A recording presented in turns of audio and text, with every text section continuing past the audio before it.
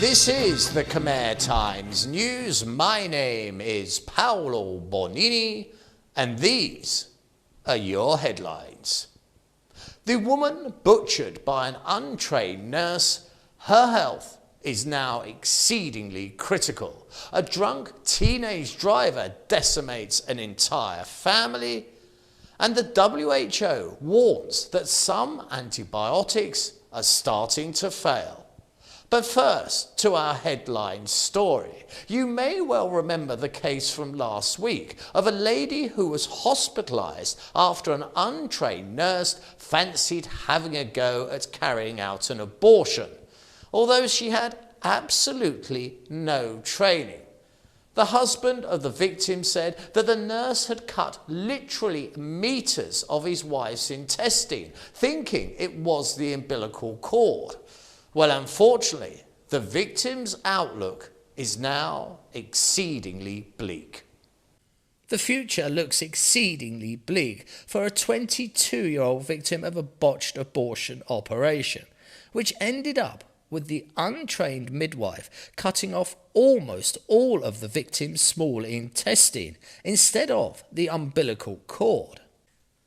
The victim's doctors have not commented on her condition, but medical experts have weighed in on this issue, with one saying that she faces the prospect of being bedridden for the rest of her life, or even worse. She may well die from being butchered so horrendously by the clinic's nurse. The victim's doctor could not be reached for comment, but a colleague, a Dr. Lin, said that according to his studies and those of many experts, a human cannot survive without the small intestines, so a patient would not be able to live long if this was removed or was severely damaged.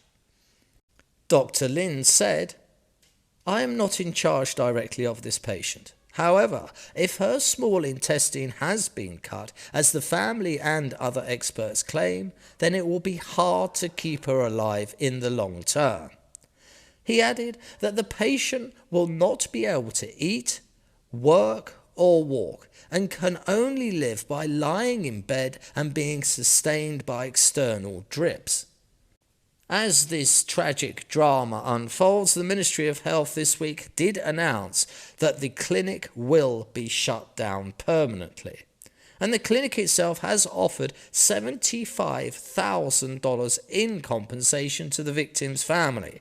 But in return, the victim's family must promise to stop all actions against the clinic, such as posting on Facebook or speaking with the media. They must be silent. As for the nurse that actually mutilated this woman, well, she took off on her heels and now is on the run. Members of the public are outraged over a recent traffic accident settlement that seems to be incredibly lenient, considering the carnage that the drunk driver left in his wake.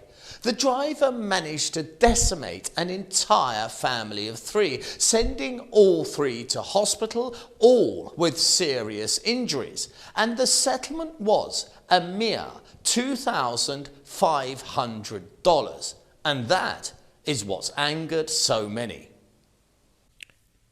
A family of 3 are being treated in hospital for serious injuries after a drunk driver crashed into them one evening last week.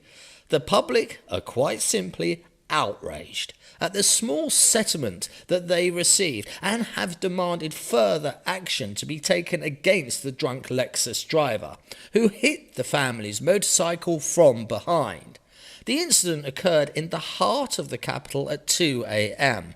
as the drunk driver was returning home after a night out drinking.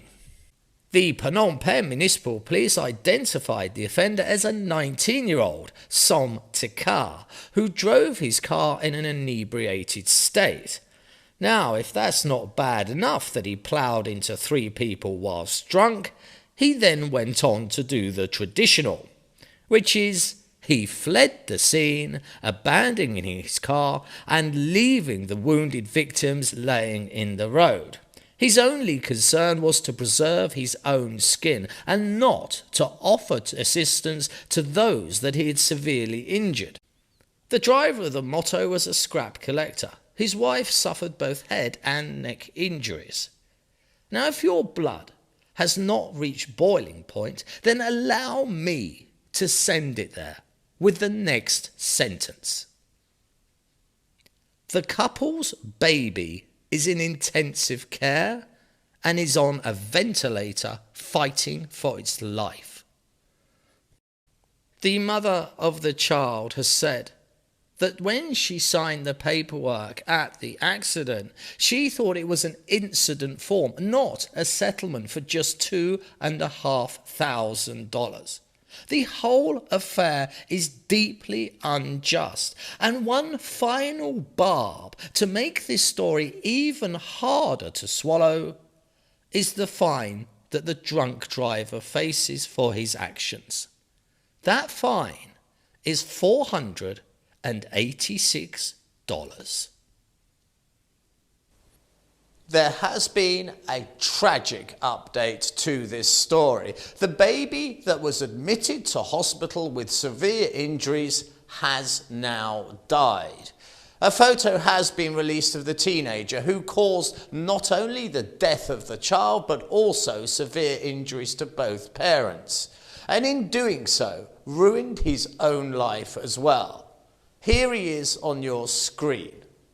Now, the reason I show you this photo is to let it be a warning to any watching this report and who have fallen into the habit of having a few drinks and then driving. Is it really worth the few dollars you save on a tuk-tuk? Is it really worth the risk to yourself and to others? Your actions could quite simply ruin not only the rest of your life, but also those of innocent people.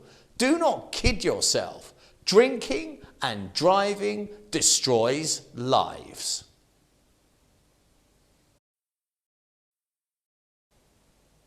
Now, that last story should have sent you into a blind fury, knowing that a man who was eking out a living as a collector of garbage had himself and his family severely injured.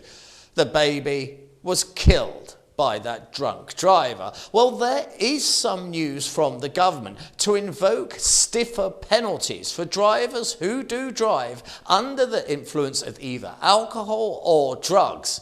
And for many, it can't come soon enough. But as we know, for others, it's already too late. The government is at current drafting a sub-decree to provide stiffer penalties for drunk drivers and those driving under the influence of drugs. The Ministry of Interior has said that many accidents involving drunk drivers are an issue, and due to public pressure, the government needs to act upon this. A spokesman said, the government is creating additional rules in the sub-decree to deal with drunk driving and driving under the influence.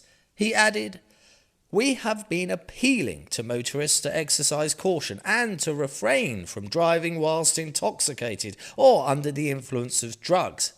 But now we need to bring in stronger measures. A minister said in his most telling statement that he was not supportive of monetary settlements to solve disputes between the wrongdoers and the victims of traffic cases.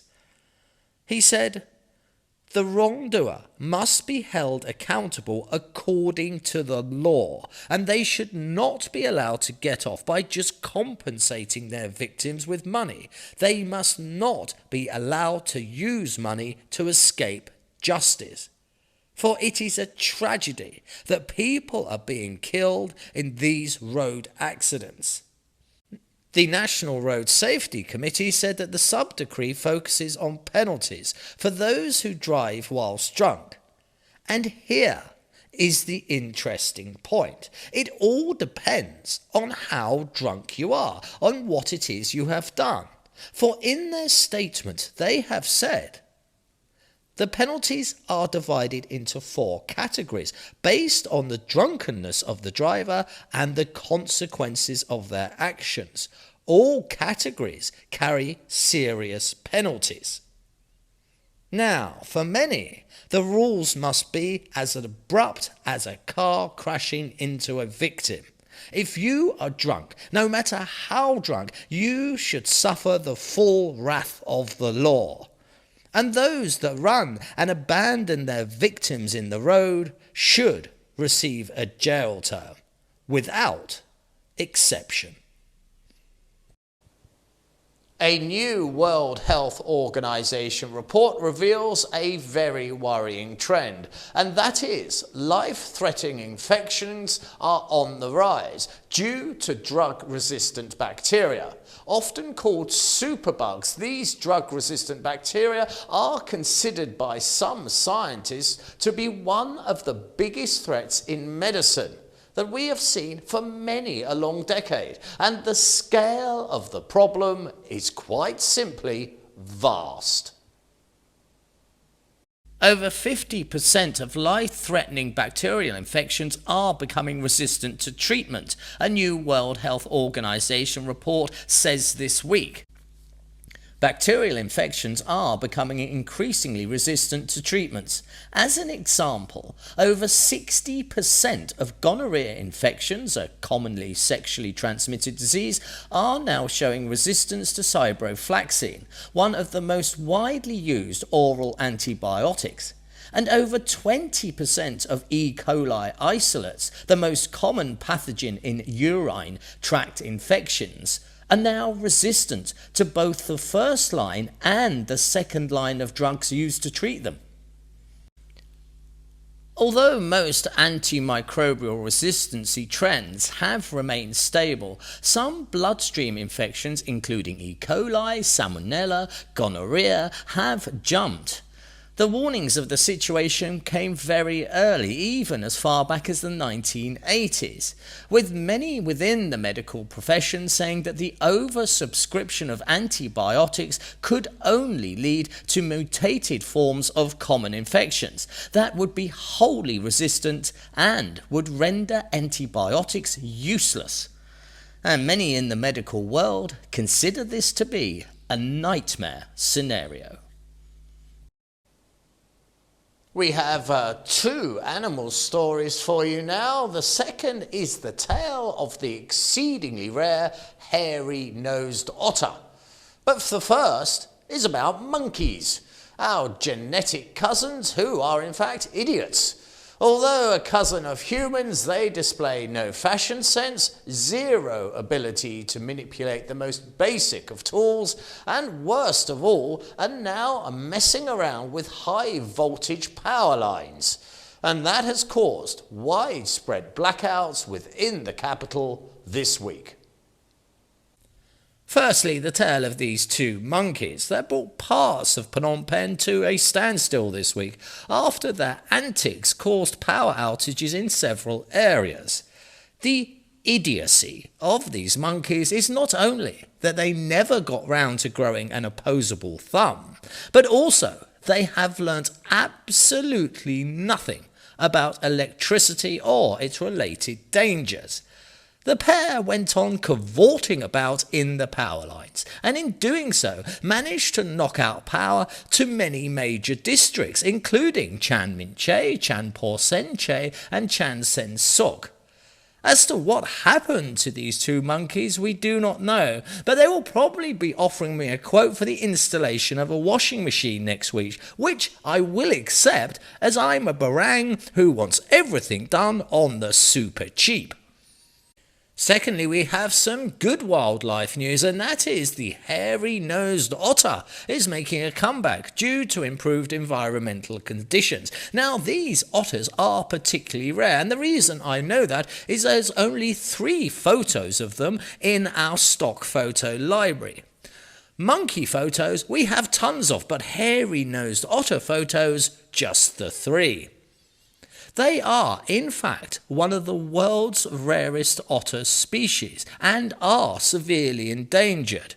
They teeter on the brink of extinction, but have now been spotted not in 1, but in 4 provinces.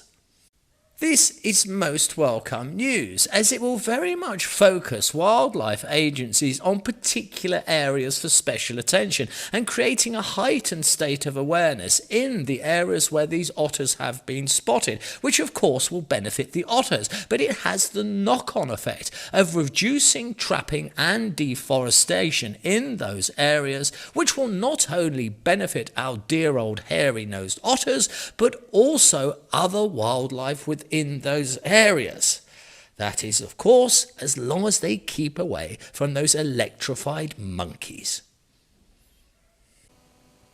And now it's time to look at our sports news.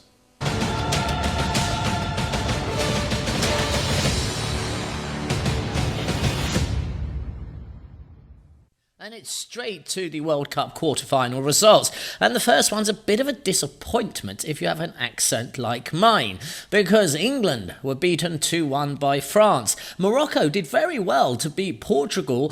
Portugal were tipped to be the better team, but Morocco, well done you chaps, 1-0.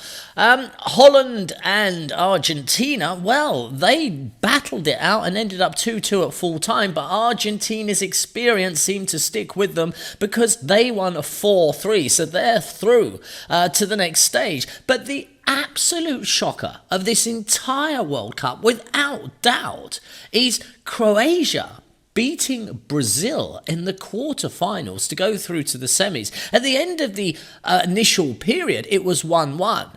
But at the very end of the game, the Croatians went absolutely insane because they beat the giants of football, and that is Brazil. It's time to have a look ahead and see what the weather has in store for us next week. The outlook makes a very pleasant change right across the board, including the weekend. We've got much clearer weather. The only downside is the humidity is still heading up towards the 70% region.